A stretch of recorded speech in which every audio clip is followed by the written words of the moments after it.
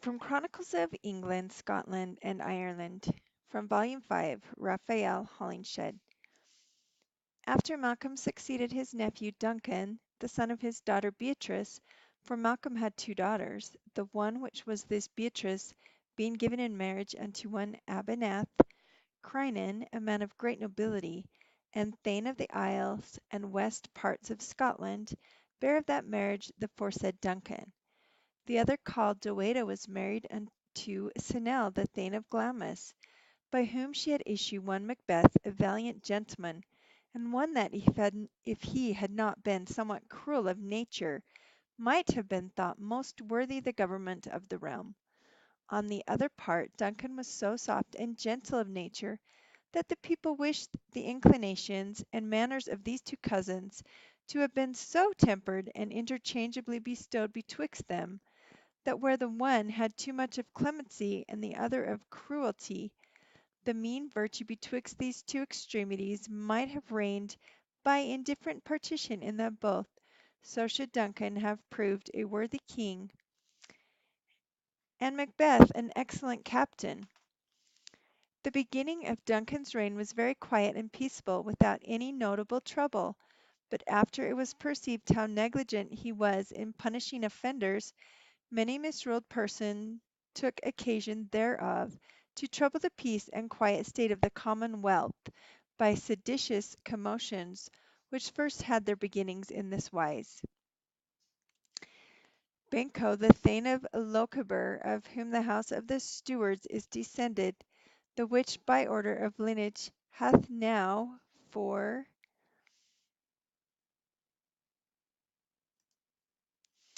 a long time enjoyed the crown of Scotland, even till these our days, as he gathered the finances due to the king, and further punished somewhat sharply such as were notorious offenders, being assailed by a number of rebels inhabiting that country, and spoiled of the money and all other things, had much ado to get away with life. After he had received sundry grievous wounds amongst them,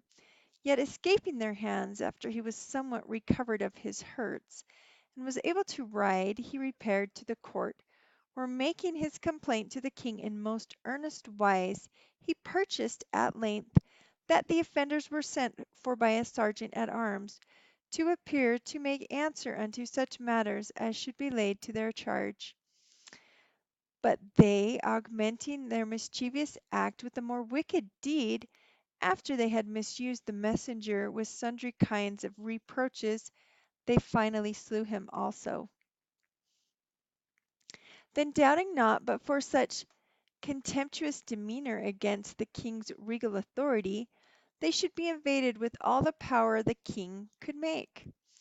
MacDowald, one of great estimation among them, making first a confederacy with his nearest friends and kinsmen, took upon him to be chief captain of all such rebels as would stand against the king, in maintenance of their grievous offences lately committed against him. Many slanderous words also and railing taunts this MacDowald uttered against his prince, calling him a faint-hearted milksop, more meet to govern a group of idle monks in some cloister than to have the rule of such valiant and hardy men of war as the Scots were.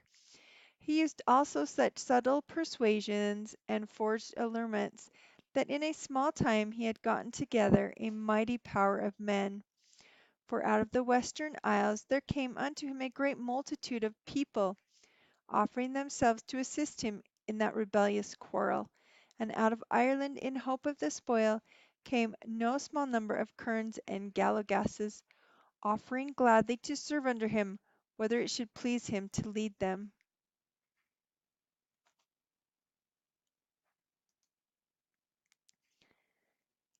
MacDowell, thus having a mighty puissance about him, encountered with such of the king's people as were sent against him into Lochaber, and discomfiting them by mere force, took their captain Malcolm, and after the end of the battle smote off his head. This overthrow being notified to the king did put him in wonderful fear by reason of this small skill in warlike affairs. Calling therefore his nobles to a council, He asked of them their best advice for the subduing of MacDowell and other the rebels. Here in sundry heads, as ever it happened, were sundry opinions, which they uttered, according to every man his skill. At length Macbeth, speaking much against the king's softness and overmuch slackness in punishing offenders, whereby they had such time to assemble together, he promised, notwithstanding, if the charge were committed unto him and unto Banquo, so to order the matter that the rebels should be shortly vanquished and quite put down, and that not so much as one of them should be found to make resistance within the country. And even so it came to pass, for being sent forth with a new power, and at his entering into Lochaber, the fame of his coming put the enemies in such fear that a great number of them stale secretly away from their captain MacDowell, who nevertheless enforced thereto gave battle unto Macbeth, with the residue which remained with him, but being overcome and fleeing for refuge into a castle, within the which his wife and children were enclosed, at length when he saw how he could neither defend the hold any longer against his enemies, nor yet upon surrender be suffered to depart with life saved, he first slew his wife and children, and lastly himself, lest if he had yielded simply he should have been executed in most cruel wise, for an example to others. Macbeth, entering into the castle by the gates, as then set open, found the carcass of MacDowell lying dead there amongst the residue of the slain bodies, which when he beheld, remitting no piece of his cruel nature with that pitiful sight, he caused the head to be cut off, and set upon a pole's end, and so sent as a present to the king, who was then laid at Bertha. The headless trunk he commanded to be hung up upon a high pair of gallows. Them of the Western Isles suing for pardon in that they had aided MacDowell in his traitorous enterprise, he fined at great sums of money, and those whom he took in Lochaber, being come thither to bear armour against the king, he put to execution. Here upon the land men conceived a deadly grudge towards him, calling him a covenant breaker, a bloody tyrant, and a cruel murderer of them whom the king's mercy had pardoned. With which reproachful words Macbeth, being kindled in wrathful ire against them, had passed over with an army into the Isles, to have taken revenge upon them for their liberal talk, had he not been otherwise persuaded by some of his friends, and partly pacified by gifts presented unto him on the behalf of the Island men, seeking to avoid his displeasure. Thus was justice and law restored again to the old accustomed course by the diligent means of Macbeth. Shortly after happened a strange and uncouth wonder, which afterward was the cause of much trouble in the realm of Scotland, as ye shall after hear.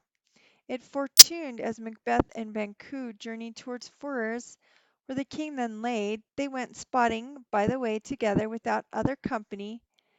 save only themselves, passing through the woods and fields, when suddenly in the midst of a lawn there met them three women in strange and wild apparel, resembling creatures of elder world,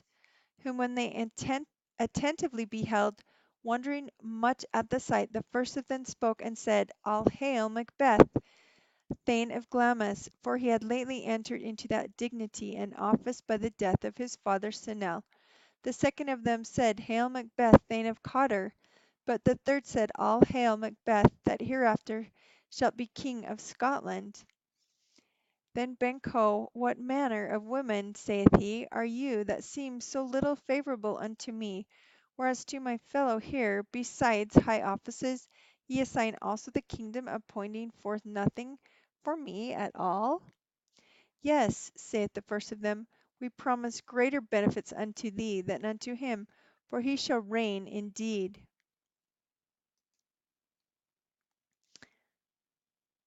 But with an unlucky end, neither shall he leave any issue behind him to succeed in his place, where contrarily thou indeed shalt not reign at all, but of thee those shall be born which shall govern the Scottish kingdom by long order of continual descent. Herewith the foresaid woman vanished immediately out of their sight. This was reputed at the first but some vain fantastical illusion by Macbeth and Banquo, insomuch that Banquo would call Macbeth in jest King of Scotland, and Macbeth again would call him in sport likewise the father of many kings. But afterwards the common opinion was that these women were either the weird sisters, that is, as you would say, the goddesses of destiny, or else some nymphs or fairies endued with knowledge of prophecy by their necromantic science, because everything came to pass as they had spoken. For shortly after the Thane of Cawdor being condemned at fors of treason against the king committed, his lands, living, and offices were given of the king's liberality to Macbeth.